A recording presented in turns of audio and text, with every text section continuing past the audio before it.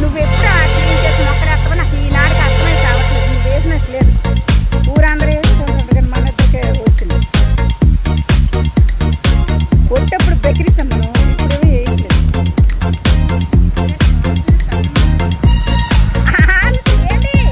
రండి రండి. వాన వాన వెల్లువాయి కొండ కోన తుళ్ళిపోయి చెలియ చూపులే చిలిపి జల్లులై మేను తాకి